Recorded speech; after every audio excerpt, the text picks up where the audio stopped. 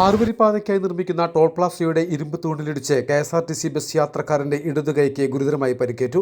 കോഴിക്കോട് കല്ലായി സ്വദേശി അഫ്സൽ മാളിയേക്കലിനാണ് പരിക്കേറ്റിരിക്കുന്നത്. ദേശീയപാത 66-ൽ കോഴിക്കോട് തൃശൂർ പാതയിൽ വെട്ടിച്ചിറയിലാണ് അപകടം. തൃശൂരിൽ നിന്നും കോഴിക്കോട്ടേക്ക് പോകുകയായിരുന്ന ബസ്സിൽ വെച്ചാണ് അഫ്സലിന് ഗുരുതരമായി പരിക്കേൽക്കുന്നത്.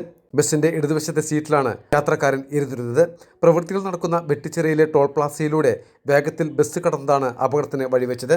അഫ്സലിന്റെ ഇടതുകൈക്ക് ഗുരുതരമായി പരിക്കേൽക്കുകയായിരുന്നു.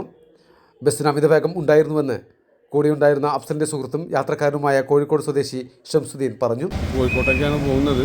വരുന്ന വഴിക്ക് മറ്റേ വെട്ടിച്ചിറ ഒരു ടോൾ ഗേറ്റ് വരുന്നുണ്ടല്ലോ, അത് ഒരു കാർ തന്നെ പോകുമ്പം വളരെ സൂക്ഷിച്ച് പോകണം. പക്ഷേ ഈ ബസ് അത്രയും സ്പീഡിലാണ് അതിൻ്റെ ഉള്ളിൽ കൂടെ കയറിപ്പോയത്. ആ കയറിപ്പോയതുകൊണ്ട് എന്തായാലും ഈ ബസ്സിനൊരു ലാഞ്ചൽ ഉണ്ടാവുമല്ലോ, ആ ലാഞ്ചലിൽ കൈ അടിച്ചു പോയതാണ്. അല്ലാതെ വേറെ കൈ പുറത്തിട്ട് കിടന്ന് ഉറങ്ങുമെന്നല്ല ആൾ. അത്രയും ഞാൻ ഫ്രണ്ടിലിരിക്കുക ഞാൻ ശരിക്കും വിചാരിച്ച് മിറർ അടിച്ച് പൊട്ടിയിട്ട് എൻ്റെ കണ്ണിലേക്ക് തെറിച്ചു. അത്രയും ആ മിററിൻ്റെ മൈന്യൂട്ടായി കൊണ്ടാണ് അത് പോണത്.